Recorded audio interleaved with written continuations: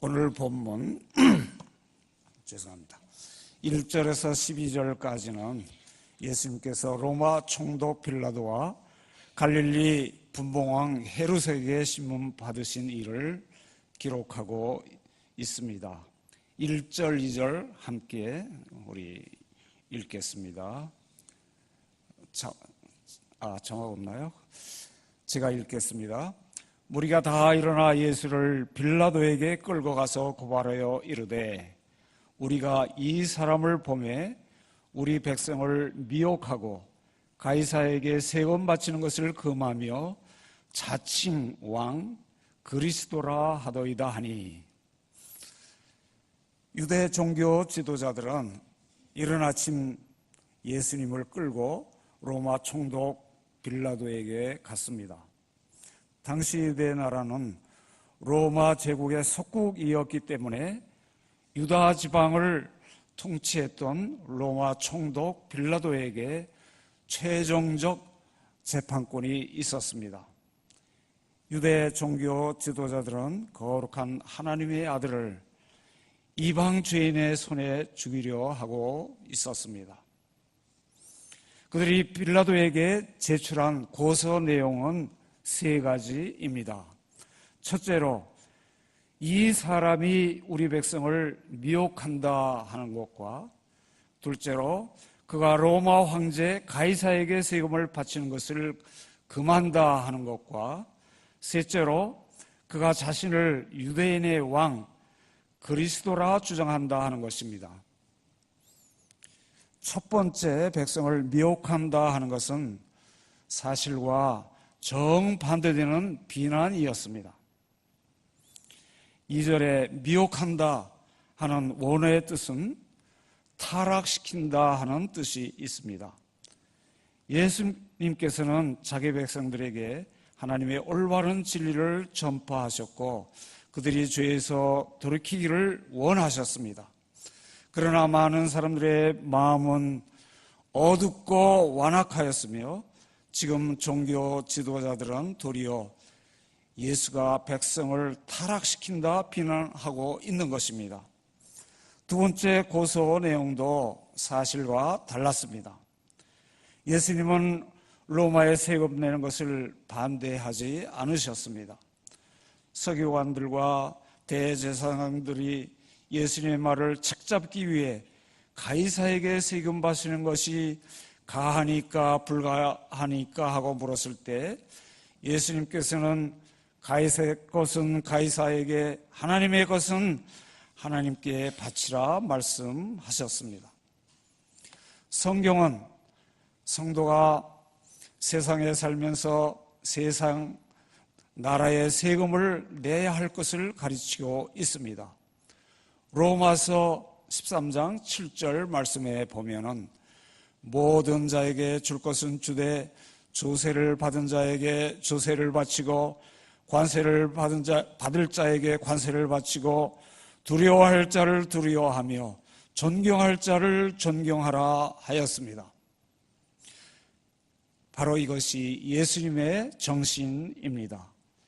세 번째 고소 내용은 사실이었습니다. 예수님은 자신을 그리스도요 유대인의 왕이라고 주장하셨습니다. 구약에 예언된 그리스도는 유대인의 왕이셨습니다. 이사야서 9장 6절 말씀해 보니까 이는 한 아이가 우리에게 낳고 한 아들을 우리에게 주신 바 되었는데 그의 어깨에는 정사를 메었고 그 이름은 기묘자라 모사라 전능하신 하나님이라 영존하시는 아버지라 평강의 왕이라 할 것임이라 하였습니다. 예수님은 바로 그 예언되신 하나님의 아들 그리스도이십니다. 3절 말씀을 보십시오. 우리가 예수께 물어가로되 네가 유대인의 왕이냐? 대답하여 가라사대 네 말이 옳도다. 빌라도는 유대 종교 지도자들의 세 가지 고소 내용 중에 세 번째 것에 대하여 물었습니다. 네가 유대인의 왕이냐? 예수님은 내가 옳도다라는 말로 분명하게 자신의 신분에 대하여 증거하셨습니다. 예수님은 유대인의 공회 앞에서도 자신이 하나님의 아들 그리스도임을 증거하셨습니다. 로마 총독 빌라도 앞에서도 자신에 대하여 분명히 증거하셨습니다. 예수님은 이 두 사건에서 자신의 인격과 신분에 대해 분명히 증거하고 계시는 것입니다. 우리 화면 보시고 4절 말씀을 함께 읽었으면 좋겠습니다. 빌라도가 대제사장들과 무리에게 이르되 내가 보니 이 사람에게 죄가 없도다 하니, 로마 총독 빌라도는 예수께서 죄가 없다는 것을 즉시 알았습니다. 내가 보니 이 사람에게 죄가 없도다. 그것은 로마의 한 사람으로서 그의 이성적 판단이며 양심적 판단이었습니다. 5절, 7절 말씀을 보면은 무리들은 더욱 강하게 항의하면서 예수님을 가리켜 백성을 소동케 하는 자라고 하였습니다. 생각해 보십시오. 예수께서 하나님의 뜻을 따라 죄를 회개하고 참된 믿음을 가지라고 외치고 가르치신 것이 백성을 소동케 하는 것입니까? 그렇지 않습니다. 상황이 옳지 않음을 느낀 빌라도는 그 재판을 회피하고 싶은 마음이 들었던 것 같습니다. 그는 예수님이 갈릴리 사람인 것을 듣고 헤롯의 관할에 속한 줄 알고 그를 헤롯에게 보냈습니다. 헤롯은 헤롯 안디바라 하는 사람으로서 주전 4년부터 주후 39년까지 갈릴리 지방을 다스렸던 분봉왕이었습니다. 그는 세례 요한을 죽였던 왕이기도 하였습니다. 헤롯은 예수님을 보고 심히 기뻐하였습니다. 8절, 9절에 보니까 그 이유는 소문으로만 듣던 예수님의 기적 행하심을 직접 보고 싶어 했기 때문이라고 기록하고 있습니다.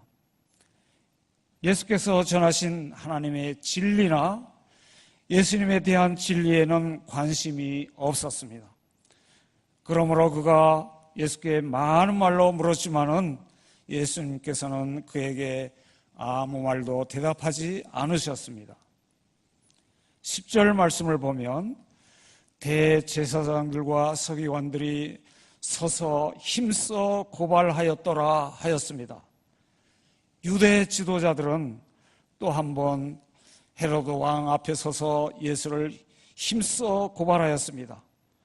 인간은 참으로 완악하였고 타락한 교회는 참으로 가증하였습니다. 11절, 12절 말씀을 보겠습니다. 헤롯이 그 군인들과 함께 예수를 업신여기며 희롱하고 빛난 옷을 입혀 빌라도에게 도로 보내니 헤롯과 빌라도가 전에는 원수였으나 당일에는 서로 친구가 되니라.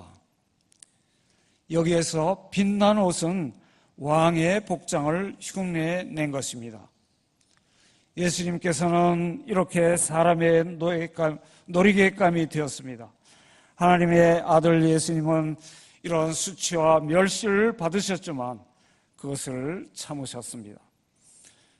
기독교는 고난의 종교입니다. 예수님은 고난의 길을 가셨습니다. 우리가 예수님을 믿고 따르는 길은 평탄한 길이 아니고 고난을 통과하는 길입니다. 그러나 고난은 우리의 믿음과 인격을 굳세게 하고 거룩하게 하는 데 큰 도움이 됩니다.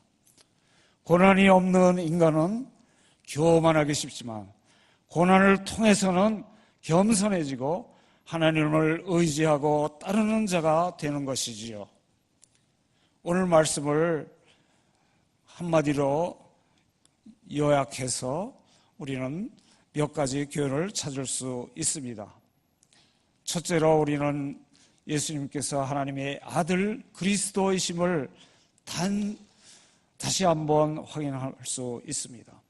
둘째로 예수께서 사형을 당한 아무런 죄가 없음에도 불구하고 죽임을 당하셨음을 알게 됩니다. 빌라도는 분명하게 말하기를 내가 보니 이 사람에게 죄가 없도다라고 하였습니다. 헤롯도 같은 판단을 하였기 때문에 그를 다시 빌라도에게 돌려보냈습니다. 물론 예수님께서는 그런 죄가 없으셨습니다. 무죄이십니다. 그러나 하나님의 아들로서 단지 하나님의 뜻을 선포하고 증거하였을 뿐만 아니라 정말로 무죄하신, 죄 없으신,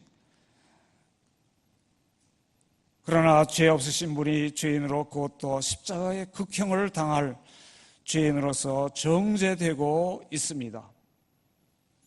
그러나 여러분, 여기에 기독교의 깊은 진리가 숨어 있습니다. 의인 예수께서 죄인으로 간주되셨습니다. 그럼으로써 그가 죄인을 대신하는 속죄 죄물이 되셨습니다. 그의 죽음을 통해 죄인들이 죄사함과 의롭다함을 얻는 길이 열렸던 것입니다. 바울 사도는 고린도후서 5장 21절에서 말씀하시기를 하나님이 죄를 알지도 못하신 자로 우리를 대신하여 죄를 삼으신 것은 우리로 하여금 그 안에 하나님의 의가 되게 하려 하심이라 하였습니다. 세 번째로 예수님께서는 하나님의 아들 그리스도이심에도 불구하고 빌라도나 헤롯이 그를 믿고 따르지 아니하였다 하는 사실을 볼 수 있습니다. 그들은 예수님을 직접 보았음에도 불구하고 그를 믿지 않고 지나가 버린 자들이 되었습니다. 물론 예수님을 십자가에 못 박아 죽이려 했던 저 유대 지도자들의 죄악은 더욱 컸습니다. 하나님께서는 우리에게 죄가 없으신 예수님을 하나님의 아들 그리스도임을 깨닫고 믿고 따르라고 말씀하고 계십니다. 오늘 고난주간에 그러한 마음을 소유하고 돌아가는 모든 여러분들 되시기를 바랍니다. 지금 여러분들에게 옥인교회 시무하셨던 목사님 중에 신앙의 귀감이 되었던 한 분을 소개하려 합니다. 그분은 어릴 때 평양 숭실중학교에 입학하시면서 황해도 시골에서 대도시 평양에 새로운 삶을 시작하게 되었습니다. 교회에 다니면서 믿음이 자라고 목회자가 되어야 하겠다 하는 비전을 가지고 열심히 신앙생활을 하였습니다. 중학교 때부터 평양 대동강에 있는 능라도 산기슭에 가서 밤새도록 기도하는 일이 많았다고 하였습니다. 역사적으로 잘 아시는 대로 우리나라는 일본의 식민지가 되어 신앙생활까지 할 수 없는 지경에 이르렀습니다.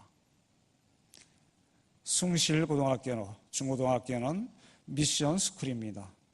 선교사가 세운 학교이며 선생님들은 모두 신앙이 좋다 하는 분들만 모셔왔다고 합니다. 어느 날 갑자기 아침 조회 시간에 신사 참배가 시작되었습니다. 일본 신사가 있는 동쪽을 바라보게 하고 절하게 하는 동방요배가 시작된 것입니다. 교장 이하 선생들과 모든 학생들이 억압에 못 이겨 구령에 맞춰 절하는데 한 학생만 꼿꼿이 서 있었습니다.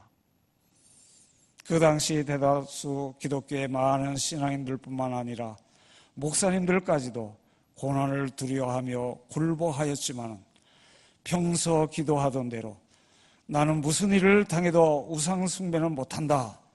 만약 고난과 죽음이 따를지라도 내 십자가를 지고 예수님을 따르랴. 예수님의 고난을 생각하면서 신앙을 지켰습니다. 결국 졸업반인데 퇴학당하고 말았습니다. 이 소식을 들은 부모와 친지들이 너무 당황하고 어찌하여야 할 바를 모를 때 하나님께서는 선한 길로 인도하셨습니다. 지역 경찰에 회부되어 이 학생을 어떻게 처리할까? 일본 순사들이 모여 회의를 하는데 이 학생을 그냥 두면 안 된다. 초반에 확실히 잡아야 한다. 이러한 사례가 앞으로 지역과 다른 학교에 해를 끼칠 수 있으니 해외로 추방하자 하고 잘 관리할 수 있는 일본으로 보냈습니다. 일본으로 추방되었지만은 고학하면서 목사가 되기 위하여 일본 대학에 들어가 비교 종교학을 공부하였습니다. 그런데 대학 졸업반이 되었을 때 일본이 전쟁에 패하면서 일본에 있던 모든 한국 사람들을 한국으로 돌려보냈습니다. 졸업 직전에 졸업장을 받지 못하고 귀국하였으나 일본 대학에서 후에 한국으로 졸업장을 보내왔습니다. 한국 고향에 돌아와서 한 중학교에서 교사로 일하게 되었습니다. 국어 교과서에 실린 자유를 찬양하는 시를 자유 대신에 김일성 이름을 넣고 김일성을 찬양하는 그러한 것을 가르쳤습니다. 이것을 사실이 아님을 바로잡아 수업 시간에 가르쳤는데 학생 중에 누가 공산당에 고발하여 밤에 잡으러 왔습니다. 그러나 하나님께서 피하게 하시고 남한으로 내려오게 하여 주셨습니다. 후에 공산 치하와 6.25 전쟁으로 여러 가지 신앙의 시련이 많았습니다. 이미 공산주의가 무엇인지 체험한 이 믿음의 사람은 일사후퇴 때 신앙의 과정 5과정과 함께 군산에서 작은 배 한 척을 빌려 타고 제주도를 향하여 피난길에 올랐습니다. 그런데 폭풍우를 만나 배에 돛이 꺾이고 배의 기능을 잃은 채로 거의 난파선이 되어 밤새도록 바람 부는 대로 어디인가 배가 흘러 또 내려갔습니다. 배에 타고 있던 모든 사람들은 속에 있는 물 한 방울까지도 다 토해내고 모두 정신이 혼미하고 기진하였습니다. 그러나 모두를 열심히 하나님께 기도로 부르짖을 때 하나님께서 모두 목숨을 지켜주셨습니다. 풍랑이 잠잠해져서 사공들이 열심히 노를 지어 다시 군산으로 돌아가려 했습니다. 어린이와 아낙네들은 거의 죽을 지경에 이르러 신음을 하고 있습니다. 그때 어딘지 모르나 작은 섬 하나를 발견하고 섬에 내리려 하니까 섬 사람들이 내리지 못하게 합니다. 우리가 거의 죽게 되고 배가 거의 파손되어 더 이상 갈 수 없으니 잠시만이라도 쉬어가게 해달라고 애원하면서 돈과 옷가지와 생필품 등을 많이 주면서 사정사정을 했습니다. 그러나 섬 사람들은 허락지 않았습니다. 이유는 섬에 몇 개월 동안 계속되는 가뭄 때문에 밥도 해먹을 수 없을 지경에 물이 부족해서 섬 전체가 어렵다 하는 것입니다. 배에 있는 사람들이 내리면은 물이 없어 모두 죽을 수밖에 없기 때문에 당신들을 내리지 못한다 하는 것입니다. 이 배에 타고 있는 사람들은 하나님께 열심히 기도하며 또 이분들에게 애원을 했습니다. 오늘이나 내일, 며칠 내에 물이 해결되지 않으면 우리는 무조건 떠나겠습니다. 사정을 해서 겨우 배에서 내릴 수 있었습니다. 배에서 내리자마자 이 하나님의 사람은 엘리야의 심정으로 하나님께 부르짖었습니다. 비를 내려 주십시오. 물을 주세요. 우리뿐만 아니라 이 섬을 구해 주십시오. 날마다 하나님께 기도하며 찬양했습니다. 하나님께서 부르짖는 기도와 찬양을 들으시고 응답하셔서 오랫동안 가뭄으로 시달리고 메말랐던 그 섬에 배에서 내린 지 그 다음 날부터 비를 주시는데 흠뻑 내려 주셨습니다. 섬 사람들과 배에서 내린 모든 사람들이 먹을 물 외에도 물 저장 탱크에 가득 찰 뿐만 아니라 모든 빨래를 다 하고도 남았으며 계속 샘물마다 터져 물이 풍부하게 되었습니다.